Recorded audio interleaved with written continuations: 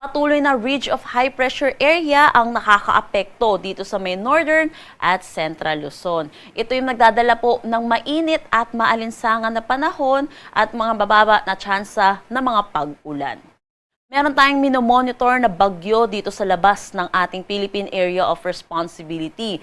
Tropical Depression Category at huling namataan sa layong 2,880 kilometers east ng northeastern Mindanao. May taglay na lakas na hangin na 55 kilometers per hour at pagbugso na umaabot ng 70 kilometers per hour. Mabagal itong kumikilos sa direksyon na kanluran.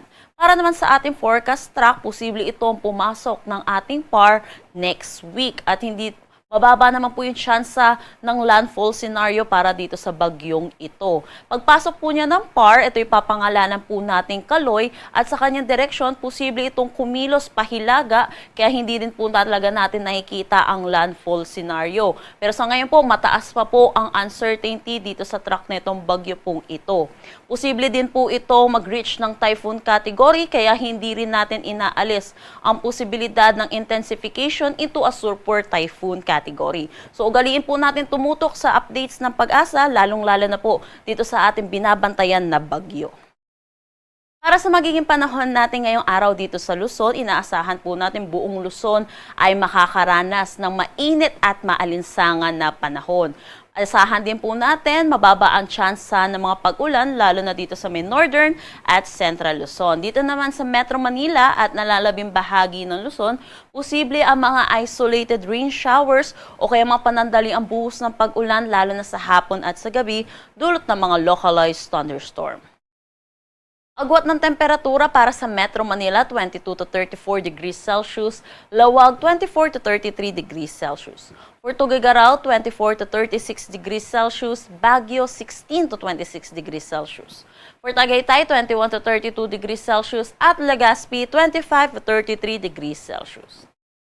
Gayon din dito sa may Palawan, buong Visayas at Mindanao, asahan din po natin ang mainit at maalinsangan na panahon. So, posible rin po yung mga isolated rain showers o kaya mga localized thunderstorm lalo na po sa hapon at sa gabi. Agwat ng temperatura para sa Calayan ay nasa Puerto Princesa, 26 to 33 degrees Celsius. For Iloilo, 25 to 32 degrees Celsius. Cebu, 27 to 32 degrees Celsius. For Tacloban at Cagayan de Oro, 25 to 31 degrees Celsius. Zamboanga, 24 to 33 degrees Celsius. At Davao, 26 to 36 degrees Celsius. Para naman sa ating heat index kahapon, nakapagtala po tayo no 44 degrees Celsius dito sa may Catarman, Northern Samar. Sinundan ito sa Dumangas, Iloilo at Cotabato City, Maguindanao with 42 degrees Celsius. Dito sa Metro Manila, 36 to 37 degrees Celsius.